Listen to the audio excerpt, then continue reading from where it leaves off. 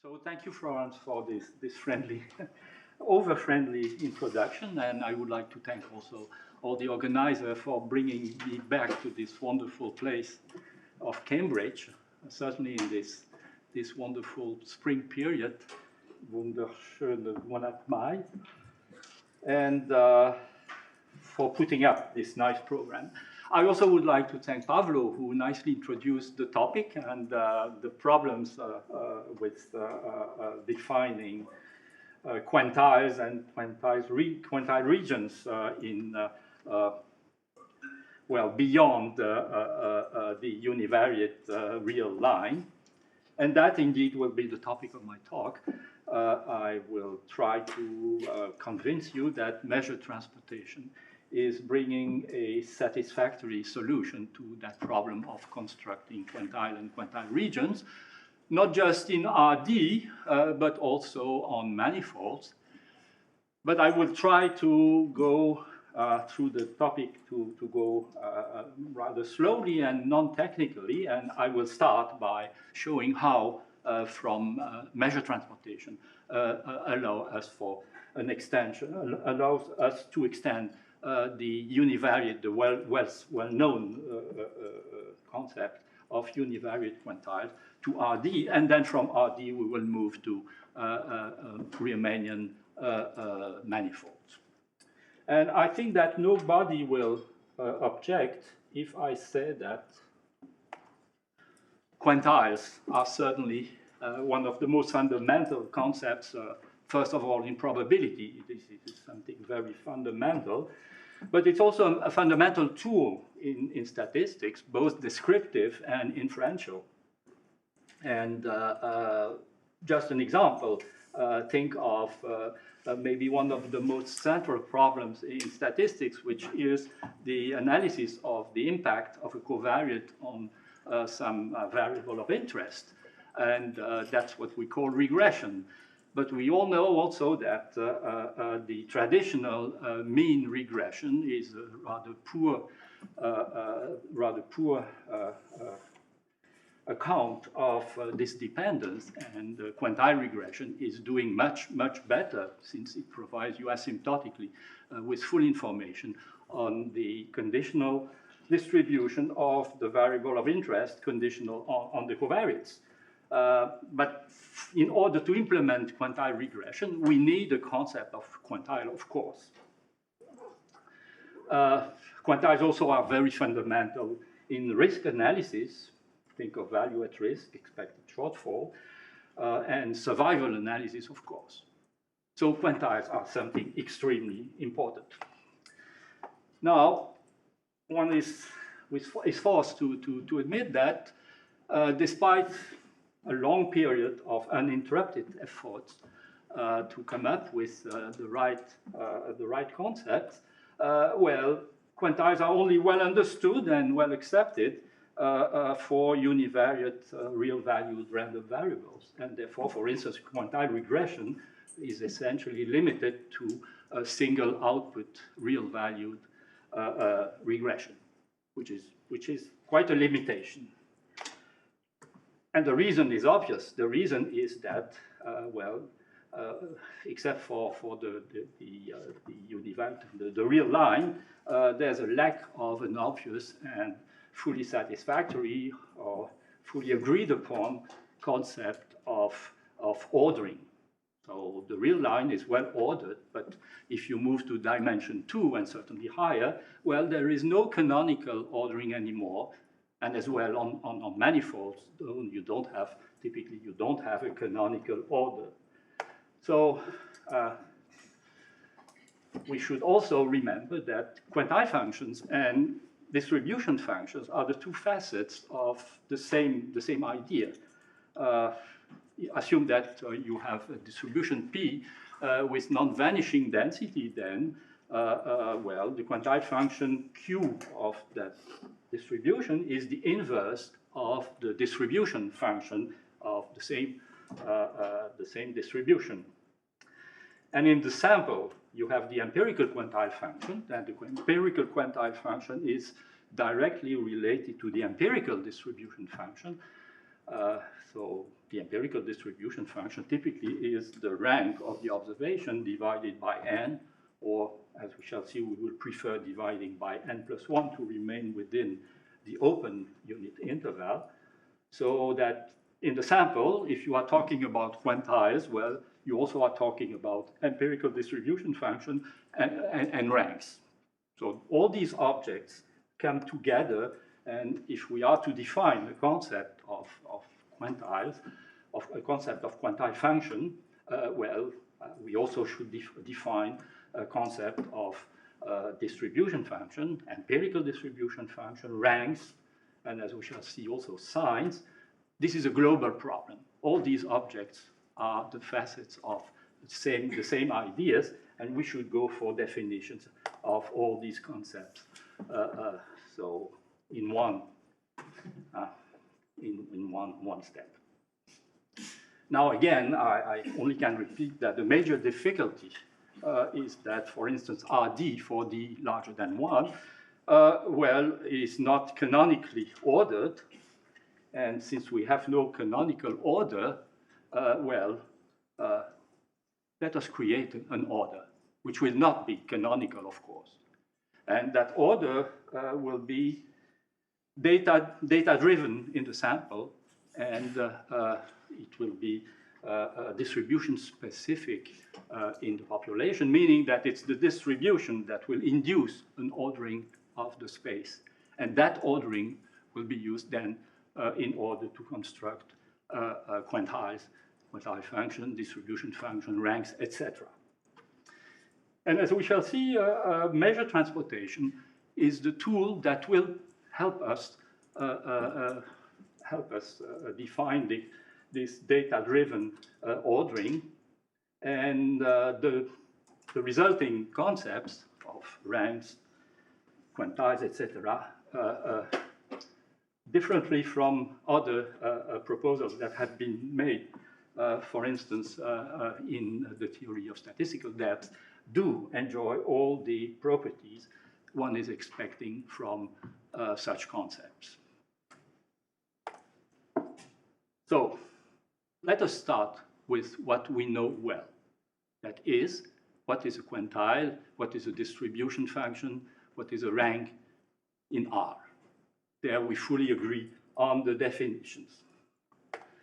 Denote by Y with distribution P a Lebesgue absolutely continuous variable, and just to make exposition simple, assume that it has a non-vanishing density. If it has a non-vanishing density, the distribution function in the classical definition will be strictly monotone increasing and invertible. And so its inverse will provide us with a clear concept of a quantile function. And we are using here the very convenient notation from measure transportation, which is the push-forward notation. So we write what I'm showing here, f, so a function f, and that will be the distribution function, is pushing P1 forward to P2 if, when y has distribution P1, Fy has distribution P2. So if you are computing the mapping P at y, which is distributed as P1, the result will be distributed as P2. And then we say that F is pushing P1 forward to P2, okay? Then the distribution function F of this associated with the distribution P of y is the unique monotone increasing function such that f is pushing p forward to the uniform 0, 1. As we know, when you compute f at y, where f is the distribution function of y, and if you have absolute continuity, then f computed at y is uniform over the interval 0, 1. So it really means that f is pushing p forward to the uniform. And keep in mind that a monotone increasing function is the derivative of a convex function. And the derivative of a convex function, of course, it's a particular univariate case of a gradient of a convex function. So this f is a gradient of a convex function. That convex function will be some potential which has independent interest, but we will not use that here. Well, the quantile function on the other side, on the other hand, is also monotone increasing, and it is also the unique monotone increasing function, that is the unique gradient of a convex function, which is pushing now the uniform over 0, 1 forward to the distribution P under interest. So you have that these distribution quantile functions are defined, one, as gradients of convex functions, and pushing forward the distribution to the uniform or the uniform to the distribution. Then the quantile of order tau, tau somewhere between 0 and 1, is the image by Q of point tau, okay? And so that's the quantile of order tau. So tau is the quantile of order tau of the uniform. So the idea is to kind of manufacture a quantile from the situation which we know well, which is the uniform over the unit interval, and you have then this gradient of convex function that maps this quantile of the uniform to what is the quantile of the distribution P of understudy. Okay, and then we have quantile regions, and traditionally, quantile regions of order tau are half-lines from -infinity to the quantile of order tau, which are the image by Q of the interval 0 tau, okay, which is the quantile region of order tau of the uniform. So there is an idea here that you can define the quantiles, the quantile regions of P just by looking at the quantile and the quantile regions of the uniform, which are more or less obvious, and transport them using the, that gradient of convex function, which, as we shall see, is, exists as, and is unique. So here is a picture. So you have here the uniform over the unit interval, and I apologize for being so bad at TICS that I cannot produce a decent picture. So here you have this uniform over 0, 1, okay? And here is the quantile region of order tau, which is the interval between 0 and tau. This is the quantile region of order tau for the uniform.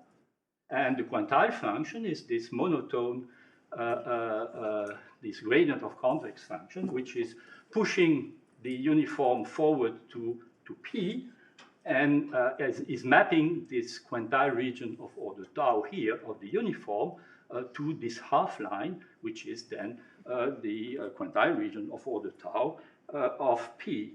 And of course, in this mapping, because we have a gradient of convex function and it is continuous and everything, well, the probability content tau, which is here, you have it also here on the half-line.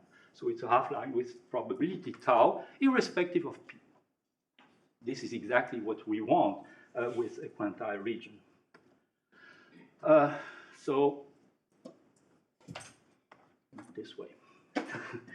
But now, this uniform over 0, 1, okay? Well, this is a distribution which is invariant and symmetry with respect to 1/2, right? So ideally, well, the collection of quantile regions, the intervals between 0 and tau, also should be invariant under such symmetries, which they are not. And well, this suggests looking at something slightly different and looking at the uniform over -1, 1 rather than the uniform over 0, 1. And -1, 1 is the unit ball of on the real line, okay? And that uniform over -1, 1 is invariant under the orthogonal group of R, which is a very small group. It only contains the identity and the symmetry now with respect to 0, okay? And therefore, its quantile regions and contours also should be invariant under this orthogonal group. And well, this is achieved if you define these quantile regions as central quantile regions, actually intervals of the form minus tau tau, which have probability content tau. And these are the balls with radius tau in R, okay? And they are the only connected regions with probability content tau in the uniform distribution that are invariant under the action of that group, that orthogonal group. And therefore, they qualify as the unique central quantile regions of order tau for this uniform. And again, the idea is to transport these central quantile regions to the real line now by defining this Q plus minus. And this Q plus minus is just, it is mapping Q U in the unit ball, the unit ball minus 1, 1, through either a quantile of order 1 minus u divided by 2 or 1 plus u divided by 2, according as u is positive or negative. And if we do this, well, this q plus minus is the unique gradient of convex function, which is pushing the uniform over minus 1, 1 forward to P. Okay, so we are moving from a one-sided definition of quantile regions on R to a central concept, which are actually interquantile intervals. Okay, so the image of this interval minus tau tau, which is a quantile region, a central quantile region for the uniform, the image through this q plus minus, well, is an interquantile interval of this form, which has probability content tau irrespective of the underlying p, and therefore qualifies as a central quantile region of order tau for p. And why are we doing this? Well, because when we move to dimension 2 and higher, there is no more a minus infinity and plus infinity. The lines are not ordered from left to right as we can look at them in the univariate case. And there are many points at infinity, there is one infinity point in each direction. So that's why we are now looking at central quantile regions rather than one-sided ones. Okay? And we have the following picture, which is quite similar to the previous one, that we are constructing here. These quantile regions of order tau, which now are center outward quantile regions with probability content tau irrespective of p, and this means tau divided by 2 here to one side of the median and tau divided by 2 on the other side. And we have these central quantile regions then for real valued variables. Now, how does this extend to RD? Well, it readily extends, no problem.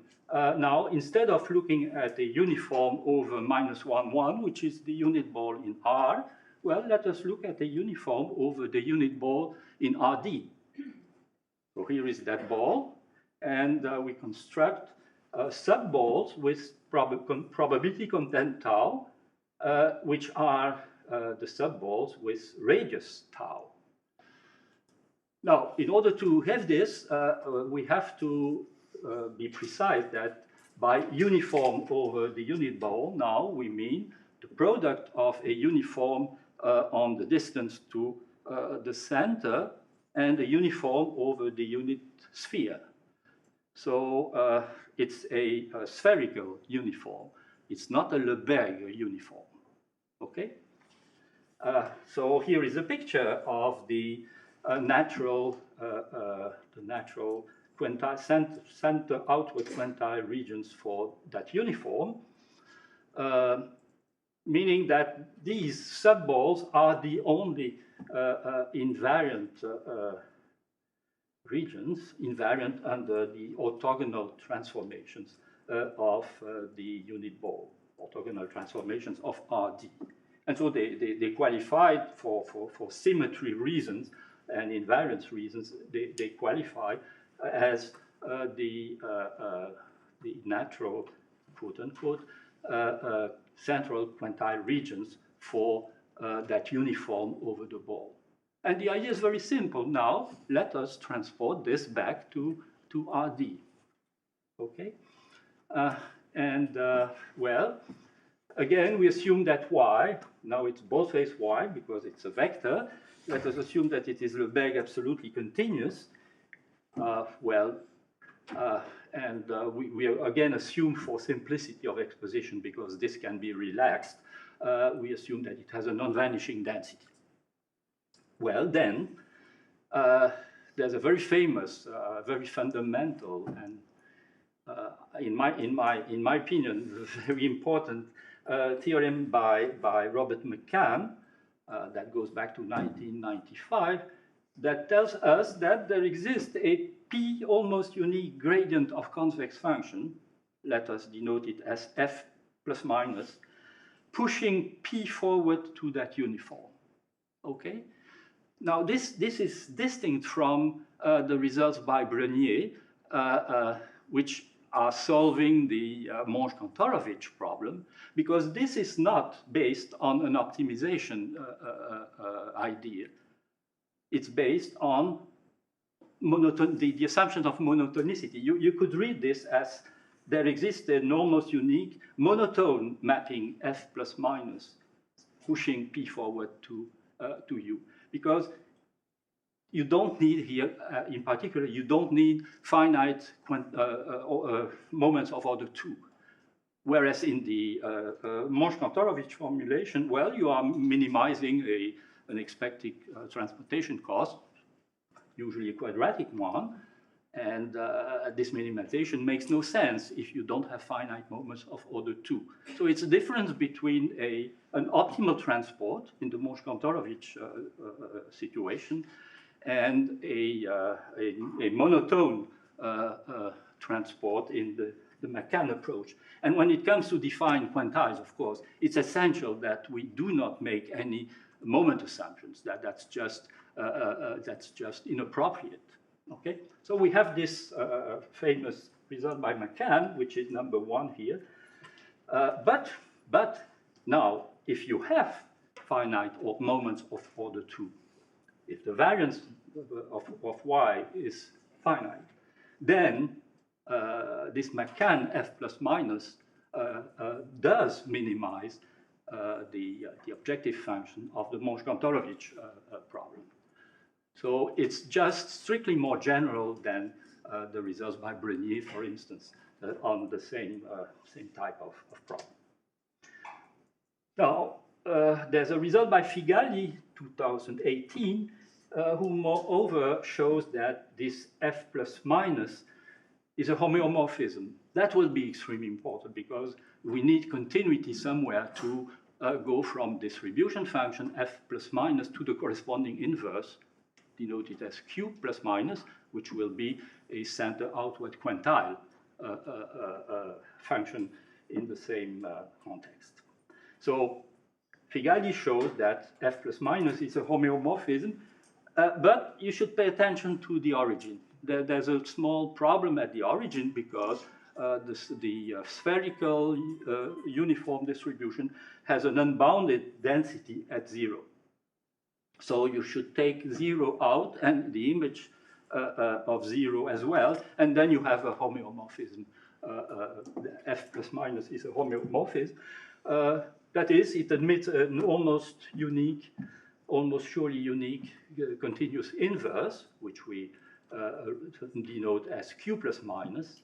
And this Q plus minus is also the almost surely unique gradient of convex function pushing the uniform forward to P. So we retrieve exactly what we had with monotone mappings in the univariate case.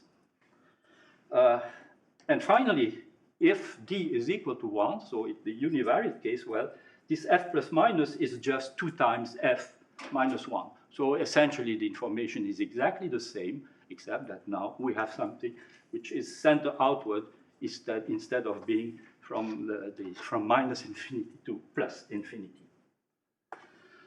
Well, this suggests the definition of a center outward distribution function and a center outward quantile function in dimension D as this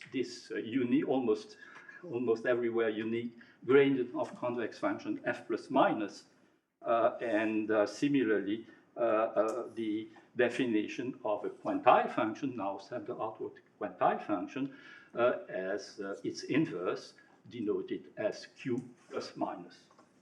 So with this we have a concept of distribution function and a concept of quantile function, which in dimension 1 coincides with the center outward version of the traditional concept. Now question, here is a picture.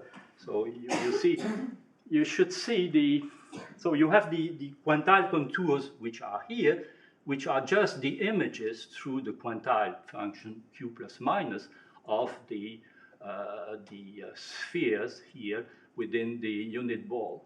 And so you are constructing regions. You have this reddish region here, which is the subball with a radius tau. It is mapped into a region which is here, and because it is mapped through a homeomorphism, well, the probability content is preserved, and you have that the p probability of this red region here is the same as the uniform probability of this ball here, that is, it is tau.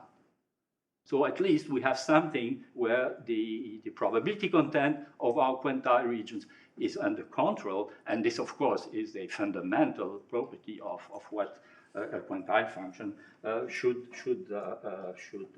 satisfy.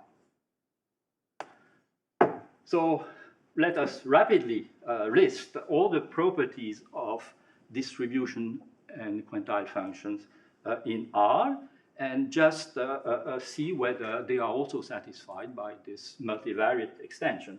Well, first we have that f and q, the traditional ones, are monotone increasing, well, gradients of convex functions, and this we have by construction. Now, you have this push forward property that f is pushing forward, f is pushing p forward to the uniform, q is pushing in the uniform forward to p, and we also have this by construction in our multivariate situation. And this is the notation. We have that f and q, in the univariate case, completely characterize p. Well, similarly, we have here that f and p, f plus minus and q plus minus, completely characterize p. Why? Because you are starting from the uniform over the unit ball. You transport this to RD, and what you obtain is something that has distribution p. So you are kind of manufacturing your distribution p, and therefore q plus minus completely characterize this p. But if q plus minus does, so does its inverse, f plus minus. So this is okay. Then there are some symmetries. We have that if p is symmetric with respect to something you can consider as a median, q should be symmetric as well. Well, we also have this. And finally, we have some equivalence property that the quantile the quantile function computed at u, when it's a quantile function of the distribution of a plus c y. So it's a, you have a shift a, and you have a global rescaling c, which might be positive or negative. Well, this is the same thing as the same transformation applied to the quantile function of y. So a nice equivalence property, which does not imply affine equivalence. It's just global rescaling possibly with symmetry because of change of signs, and shifts. And if you think about it, my opinion is that full affine invariance is not a good property, because the orbits of affine transformations are very particular, and there are many of them.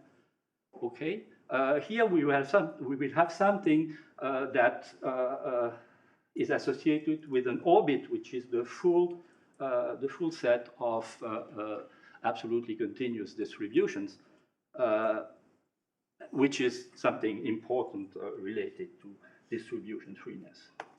So all the desired properties are satisfied by our multivariate measure transportation-based extension of the univariate concept. And this is in contrast with earlier proposals. Some of them have been shown by Pavlo, such as Tukey depths or spatial quantile regions. For instance, if you look at Tukey depths for this kind of banana-shaped distribution, and of course this is a toy example, well, here is what you obtain. You have the problem that Tukey depth contours are intrinsically convex. They cannot be concave. And so they cannot provide a good picture of this banana. And of course, in dimension 2, it's not very important because you can see it. You have the picture here. But think of dimension 4, 5, 10, not to mention 50, then you don't see anything. And so considering Tukey depth contours can be extremely misleading because you will miss this very special shape of your distribution. Moreover, as we know, Tukey depth does not characterize P. You may have P1 and P2 distinct with the same Tukey depth structure. So this is a weakness of Tukey depth. Whereas what we are proposing would provide you with something of this type. Well, I must admit that the interpolation is a little bit favorable, but it's just for selling purpose. As you can see here, well,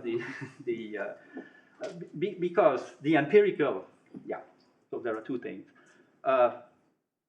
The transports, so I would like not to say the optimal transport, but the monotone transports, the ones we are looking at, well, they cannot be computed analytically. And so even pure mathematicians, even EDP people, are computing numerical solutions for these transports. And these numerical solutions are what we statisticians would call simulations. So here is a simulation of F plus minus and Q plus minus, providing a collection of points. So it's only defined at the observations. Okay, and then there's an interpolation problem. If you really want to provide a picture with contours, you have to do an interpolation through these points, these collections of points. And here the interpolation has been chosen as a particularly favorable one. But it shows you that the shape of the distribution is rightly picked up, and the center of the system of quantile regions is at the center, at what you intuitively would consider as the center of the distribution. Now, another picture Dimitri knows well, is a picture obtained, the picture showing a comparison between the so-called spatial or geometric depth contours in red and our measure transportation-based contours in blue. And here you have a sample of points, which is a nicely well-behaved Gaussian sample. And as you can see, it has a principal direction which is vertical, and a second one which is has a small variance which is horizontal. And this shape is nicely picked up by the blue contours. And here the interpolation is linear, which is probably not the best you can do. But when you look at the red contours, which are the geometric or spatial depth contours, wow, they don't pick the shape of the distribution at all. Quite on the contrary, they provide a first principal direction which is horizontal rather than vertical. And so this is extremely misleading. And again, in dimension 2, there's not a big problem because you can provide a picture. But if you go to higher dimension, you cannot anymore. And well, this can be extremely misleading.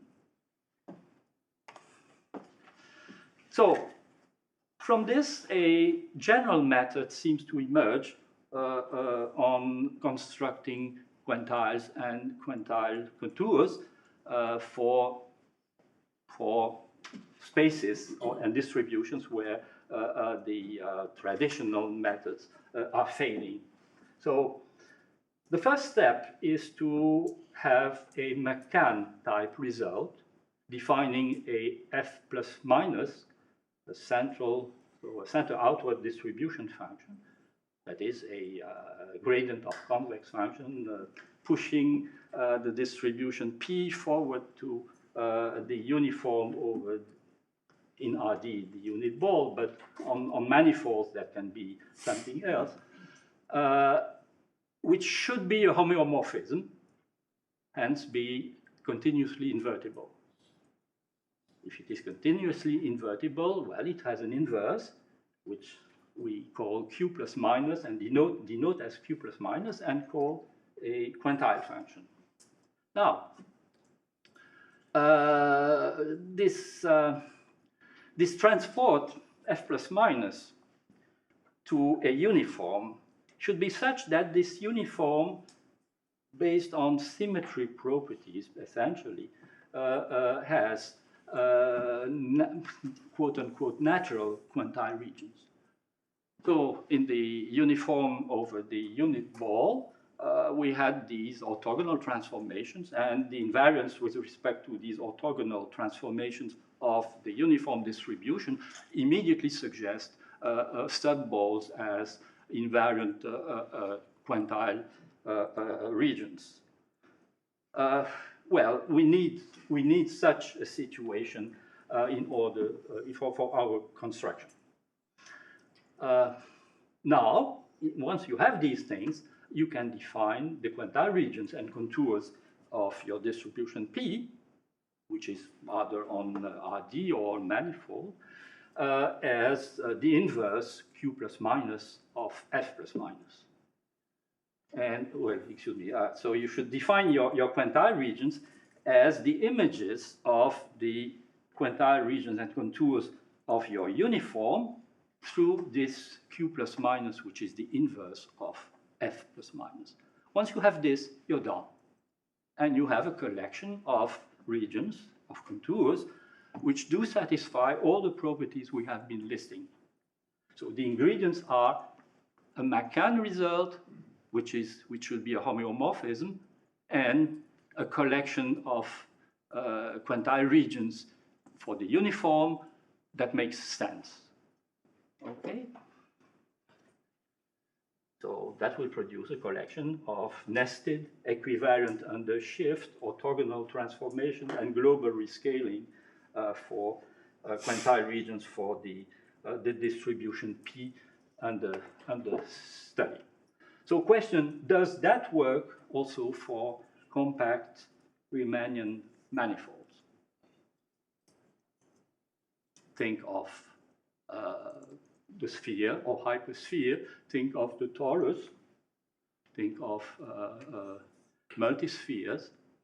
These are manifolds that recently have attracted much attention. Well, the sphere for a long time has attracted much attention. Think of all directional data that are observations taking their values on a sphere.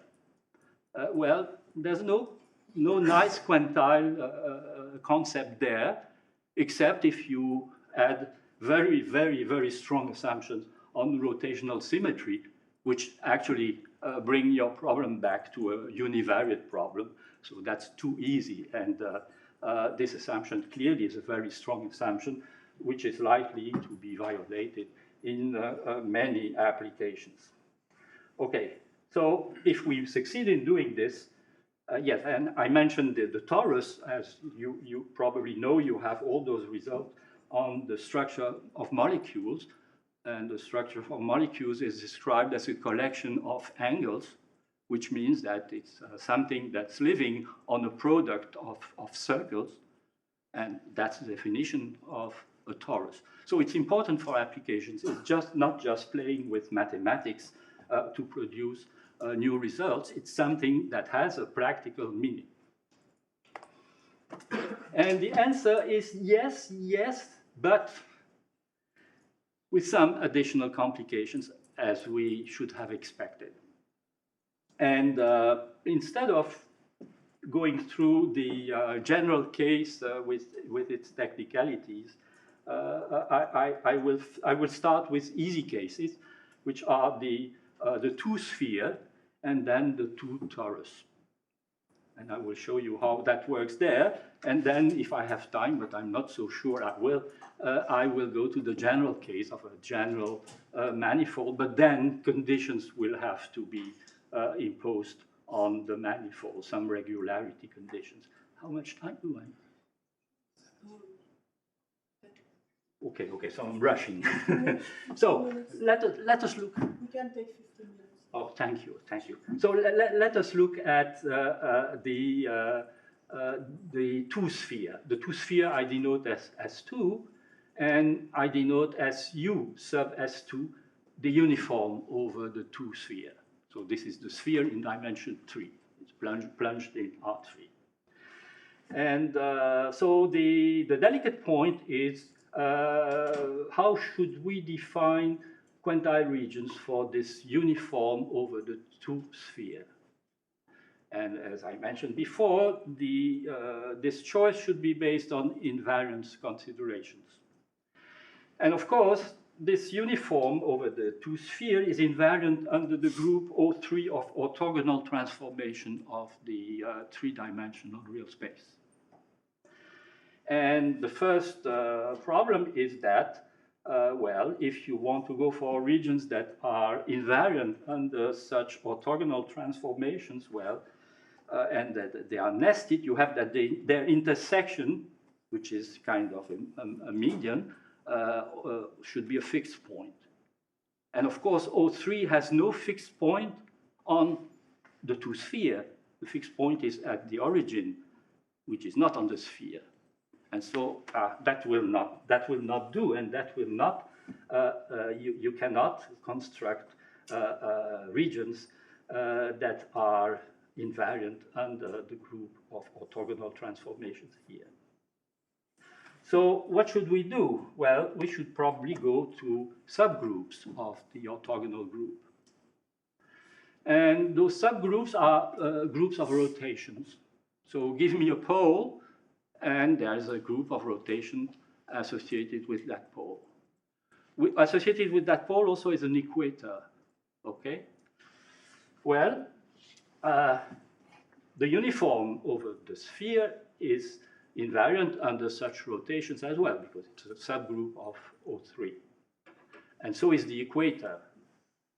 But that requires fixing a pole. So you have the choice of a pole. But let us assume that this pole has been chosen. Then, once this choice has been made, two plausible types of rotation of invariant quantile regions for this uniform emerge. You have, on the one hand, spherical caps centered at the pole, okay, which are nested. So their boundaries are parallels in the geographic sense, parallels related to latitudes. And those regions will be homotopic to the pole. And there's another solution, but it also requires the choice of a pole.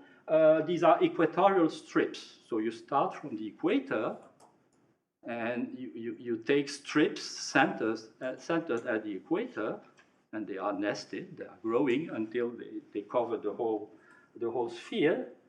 And this is also nicely invariant. And the boundaries there are couples of symmetric parallels. So here is a picture. You have the two sphere. You have chosen a pole here, or equivalently, you have chosen an equator here, and you have parallels for the latitudes and meridians for the longitudes. And the spherical caps are here. So here is a red one, and then there's a green one, and that collection. If you construct the spherical cap with probability content tau, well, you have something which is a plausible concept of quantile region of order tau for this uniform distribution over S2. Similarly, here are the equatorial strips. So you have the equator, the first strip, which is the red one, the second one, the green one. Well, the strip with probability content tau is a admissible candidate as a quantile region of order tau. And you have these collections, they are nested, and they have all the properties you can think of, and including invariance, but invariance only under rotations with the chosen pole, okay? Now, there is also, for the two-sphere, a McCann-type result. This goes back to 2001 for continuous, absolutely continuous P over the sphere. And this characterizes a unique distribution function, f plus minus, as before, and a unique quantile function, q plus minus, which is the inverse of this f plus minus. Okay? So if we transport back with this q plus minus, we transport back the spherical caps or the equatorial strips, well, we obtain collections of quantile regions for P that enjoy all the desired properties we have been listing before. Okay, so here is a picture. Yeah. So you have under the uniform distribution, you have these two collections, the spherical caps and the equatorial strips. And once you transform them by q plus minus, you still have meridians and parallels, but now they are curvilinear. They are not circles anymore. But they are kind of the natural, say, meridian and parallel system induced by the distribution P. Now, a moot point remains, which is the choice of that pole. So, how should we choose the pole? And of course, if you just think about the uniform over S2, there's no information there allowing you to choose a pole because all the points are strictly equivalent under the uniform distribution. So the information about the choice of the pole should come from the distribution P, and in the empirical case, from the sample. Now, choose your favorite central location concept for spherical data, for directional data. Our choice is the point of the Fréchet mean set, because it's never empty. Very often it's a single point.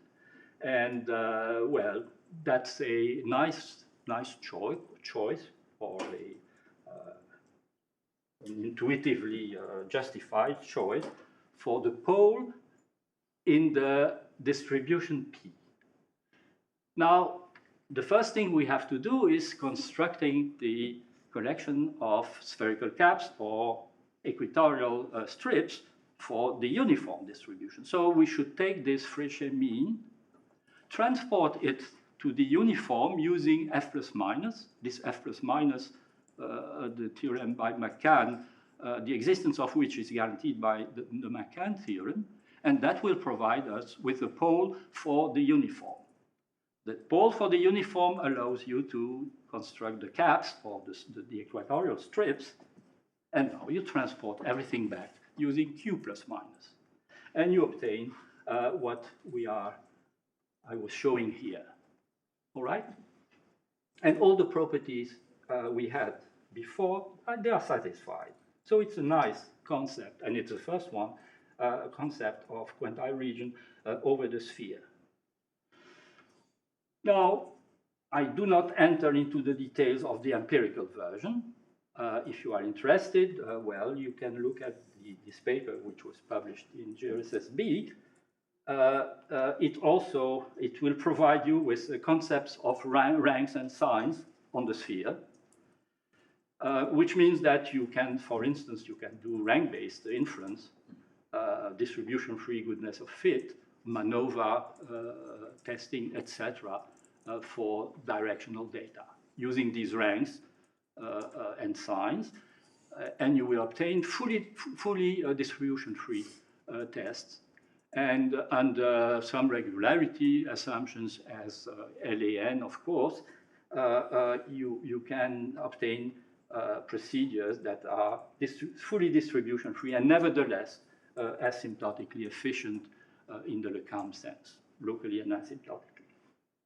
So that's for the sphere S2. Let us now have a look at the torus. And again, for simplicity, I restrict to the 2 torus. So the 2 torus is the product of 2 circles, so two manifolds of the form S2, and so a circle 1 and a circle 2. And so these are collections of angles, theta 1, theta 2, theta 1 in the circle 1 and theta 2 in the circle 2. So the usual representation is this representation as a donut plunged in R3. But then if you choose one point, you have a flat representation of this type. So you choose one point, which is now here, and you just cut your donut and flatten it, and you obtain this. How should we now, let us think of a uniform distribution over this torus, which means a uniform distribution over this square here. So here is theta 1, here is theta 2. How do invariance arguments suggest the choice of a collection of quantile regions for this uniform distribution? That's an essential step, because if we don't come up with such a definition or choice, well, we cannot transport anything back to the same torus where the distribution now would be P. So here you have invariance with respect to rotations on the rotations of the second circle. And well, then you have, if you look at such rotations, so they are really rotating your donut. Well, if it's a very flexible donut, you can think of doing it along these circles, you see, which are here. And on the flat representation, well, here is what you have. The invariant in these rotations are these vertical lines, and you have the corresponding bands here, which are invariant. And well, since the distribution is uniform, the probability content here is under control. Okay, and that defines something as an equator, which is the blue line here, which is actually the circle you are having here. And that will play the role of a median region for the uniform. And those bands, so you have the red band here, well, it will produce this slice of the donut, which is here, centered at this median, this blue median. Then you have the green one, etc., until you reach the opposite here, the opposite side where you are cutting your torus to flatten it. So that's one invariance property, one invariance choice that leads to a collection of quantile regions where you are cutting your donut into vertical slices. But of course, you could do it with the other rotation group, which after all is the same story, because if you look at the flat representation, well, this is exactly the same situation, but your square has been rotated by pi over 2. And then you are slicing your donut horizontally. If you wish, you can do that. And you will obtain, again, now you have an equator, which is this blue line here, and this horizontal blue line here. Okay, and the equatorial strips, well, this red strip here produces a strip here, and there's the green one, etc. But you also could go for a much smaller group of invariants. Once you have chosen a pole, so you have this black point here, which will be considered as a central point. It provides you with this flat representation. And you can think of the group consisting of the rotations of angle pi over 2, pi, 3 pi over 2, and the minus, plus minus these rotations, plus central symmetry, axial symmetry, etc. And this group is preserving the squares, okay? And so you have invariant regions here under this group. So here you have a square with probability tau 1, say, which is this red square. Then you have another square, which the green one, with probability tau 2, and that provides you with a collection of toroidal caps, you could call them so, that are centered at one point, and then they increase over the torus, and they provide you also with a quite reasonable concept of quantile regions, collection of quantile regions for this uniform distribution. Okay, so these are three possible choices. The first choice will produce a system of quantile regions which are homotopic to the type 1 circle, the second homotopic to the type 2 circle, and the third one homotopic to a center point. Okay, now the problem remains we should locate these collections of quantiles for the uniform, and therefore we should go back to the distribution P under study, because there's no information in the uniform allowing you to select one particular point or one particular circle to start with.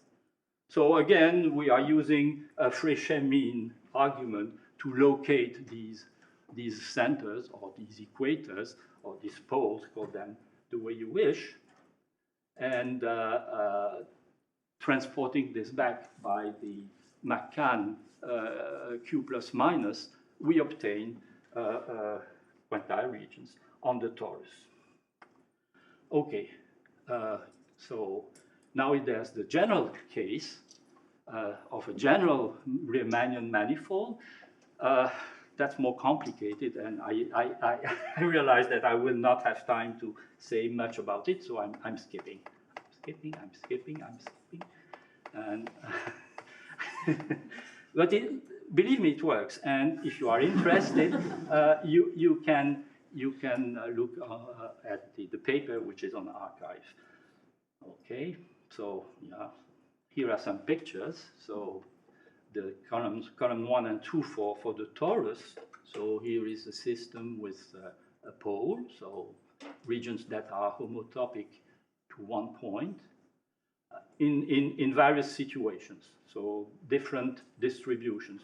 And again, there's no analytical solution, so we have to do simulations. And the simulations produce these data clouds, and these are the corresponding quantile regions and contours. But again, interpolation has not been performed here. This is the same case, but with vertical slices and conclusions. So, provided that the ingredients are there, McCann result, which produces a homeomorphism, a transport which is a homeomorphism to the uniform, provided that the uniform over your manifold enjoys a quantile structure that provides you with quote-unquote natural quantile regions, but there are choices to be made about the homotopy properties of these quantile regions. Well, the method works and produces quantile regions over the manifold. However, in the general case, the choice might be more complicated than on the torus, and you have to choose a submanifold and then construct the caps or the equatorial strips by using some techniques of differential geometry, and I cannot enter into details.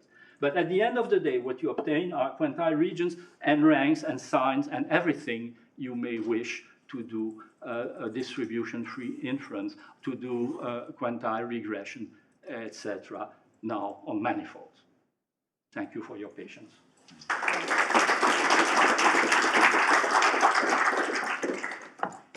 Thank you, Marc, for this great talk. So we have time for 2 questions, but I want to remind you that this afternoon we'll have time for discussion before the reception. I think we have a bit of time, so you could come also to discuss with even during the reception, I have. And during, of course,